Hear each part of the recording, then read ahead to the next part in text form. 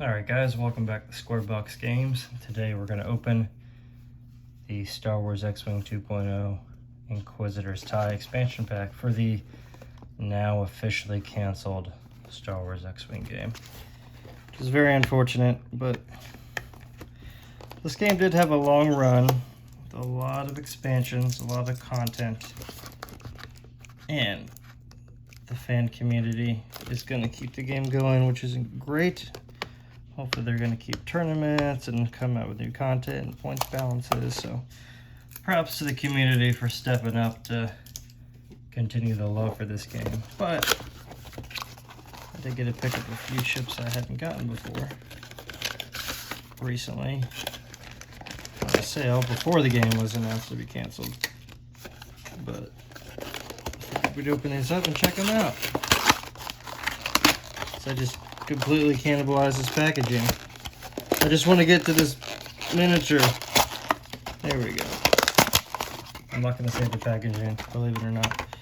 Okay, so here is the tie. The Inquisitors tie from, I think, what, Rebels is when this first shows up. So it's, you know, your typical TIE fighter base, but it's got these slightly curved wings, almost like the back part of a TIE interceptor without the spiky parts coming forward. So just another tie variant. You're gonna get your bases. Get that out of the way. You're gonna get your rule sheet with your, or it's not rule sheet, but your contents sheet. Tells you everything that comes in it here. And of course, the meat of the packaging, all the tokens and cards and fun stuff there. So we're gonna open this up. There's the cards. Look at the dial here. You can see it's not the fastest ship in the galaxy, but it, you know, you can go 5 straight without that being a stressful maneuver. When you're going on 1, you do have to curve some, but standard. I mean, TIE fighters are usually faster ships, but not bad. Get your proof of purchase right there too. You can see the 4. We get Inquisitor, Baron of the Empire, Grand Inquisitor, and 7th Sister. So your typical 4 options. Then plenty of tokens to go with the ship. So let's check out who we got. The Grand Inquisitor. This is the big one. The 5 there. While you defend at attack range 1, you may spend one of those. Those the force tokens? I don't remember. I primarily play 1.0, I'll be honest. To prevent the range 1 bonus, while you perform an attack against a defender at attack range 2 and 3, you can spend 1 to apply a range 1 bonus. So that's pretty nice. Kind of use the force to negate or add extra die to make it seem like you were closer or they're further away than they really are. You can see there's everything they have there. So for just 4, you got the 7th Sister. While you perform a primary attack before the neutralize result step, you can spend 2 to cancel an evade result. Not bad. Same abilities here. TIE Advance V1. This is the prototype, I guess, of the Vader's TIE Advance. Baron of the Empire, your more generic guy. No keywords there.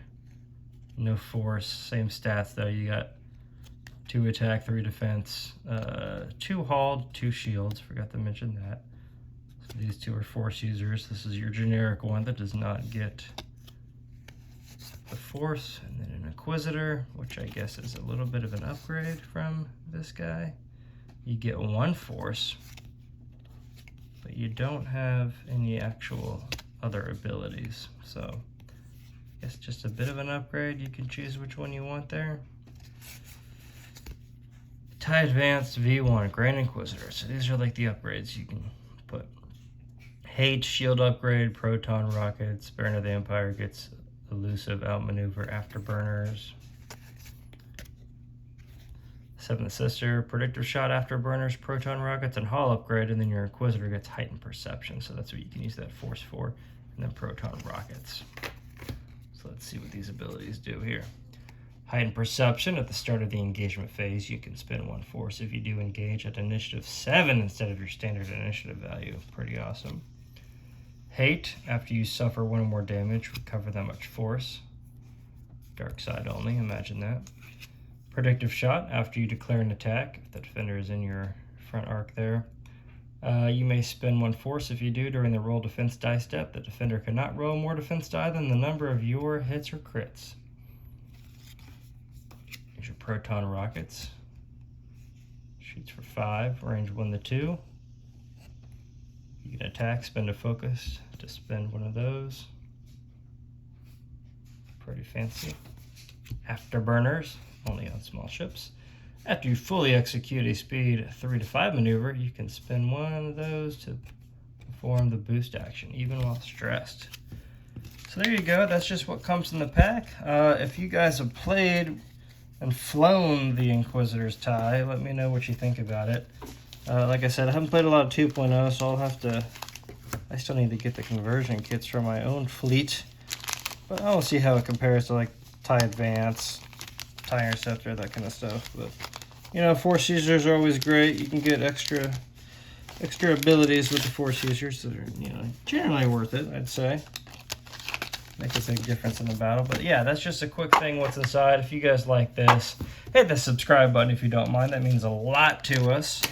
But otherwise, come check out the channel. We've got more Star Wars games. We play a lot of Legion. We also play a lot of Unmatched. That's a fun game. But until then, you guys go play some games.